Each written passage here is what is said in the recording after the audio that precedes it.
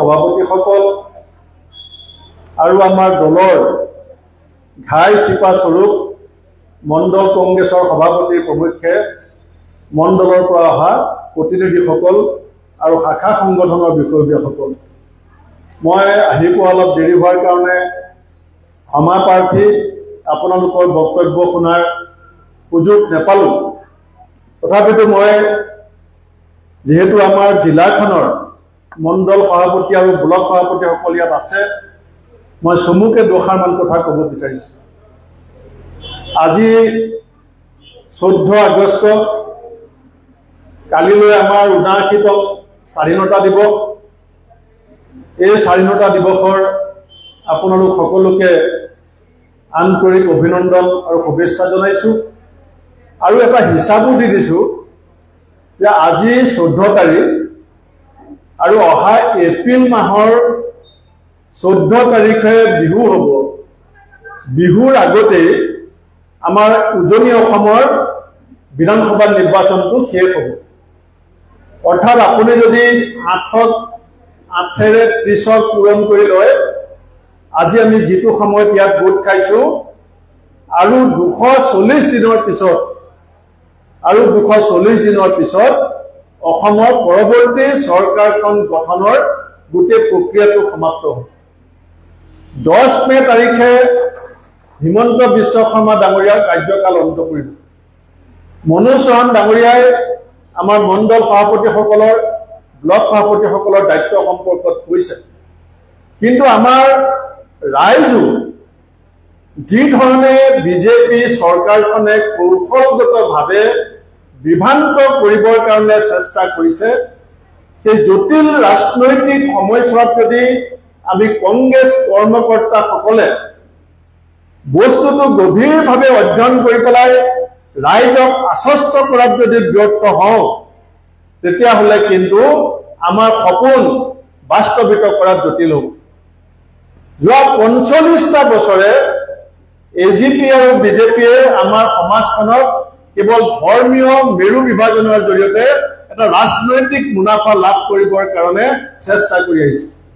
আৰু যোৱা 3-4 মাহত আপোনালোকে লক্ষ্য কৰিছে যে এতিয়া চাহ শ্ৰমিকৰ মজুৰি বৃদ্ধিৰ কথা আলোচনা নহয়, 6 জনগোষ্ঠীৰ জনজাতিকৰণৰ কথাটো আলোচনা নহয়, ব্ৰহ্মপুত্ৰ খনন বা গৰাখহনীয়া বা বানপানীৰ কথা আলোচনা নহয়, মূল্য বৃদ্ধিৰ কথা এতিয়া আলোচনা নহয়।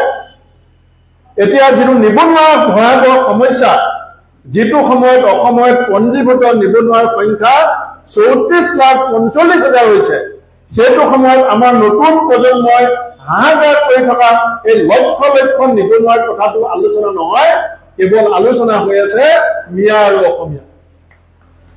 আপোনালোকে কথাটো চিন্তা কৰিব, কাৰণ বিজেপিৰ শাসনকালত 10 বছৰীয়া ব্যৰ্থতা থাকিবৰ কাৰণে বিজেপিয়ে এটা অস্ত্ৰ বাছি লৈছে, যাৰ নাম হৈছে সাম্প্ৰদায়িক ধৰ্মীয় মেৰু বিভাজনৰ ৰাজনীতি।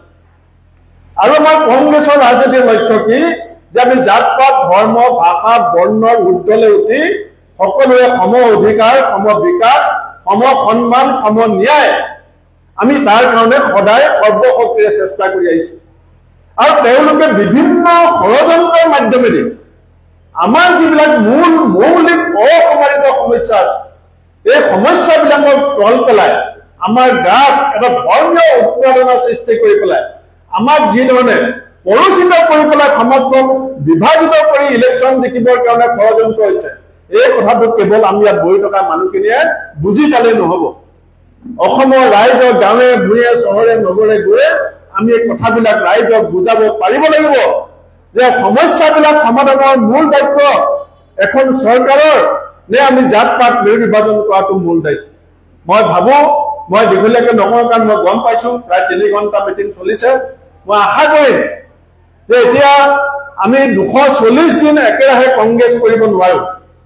আমাৰ বিভিন্ন সমস্যা আছে, ঘৰুৱা কাম আছে, পূজা পাৰ্বণ, ঈদ বিহু থাকিব, দুৰ্গা পূজা আহিছে, ৰাস আহিছে, তাৰ মাজতো আমি যেতিয়া য'ত সময় আৰু সুযোগ পাওঁ, এই বিজেপি চৰকাৰৰ যিটো ৰাজনৈতিক ভণ্ডামি, প্ৰকৃত সমস্যাবিলাকক তল পেলাই কেৱল যিটো বিভাজনৰ ৰাজনীতি, তাৰ বিৰুদ্ধে যদি আমি সকলো দলৰ নেতা কৰ্মী একত্ৰিত হৈ আমি সমাজৰ সচেতন মানুহখিনিৰ কাষত থিয় হৈ ৰাইজক যদি আমি সঠিক পথৰ সন্ধান দিব নোৱাৰো আমাৰ কিন্তু যুদ্ধ ৰণসজ্জা আমি যিমানেই নকৰো আচল কথাটো কিন্তু তাত লুকাই আছে সেইকাৰণে মই আশা কৰিম যে মণ্ডল সভাপতিসকলে ব্লক সভাপতিসকলে যদি নিজৰ নিজৰ দায়িত্ব নিষ্ঠা আৰু সততাৰে পালন কৰে বুথ সভাপতি বিএলএ আমাৰ যুৱ কংগ্ৰেছ ইয়াত আমাৰ দুগৰাকী আমাৰ মোৰ নাম ক'বলৈ থাকি গৈছিল আমাৰ হেৰি আনন্দ নৰ আৰু পৰিতোষ দত্ত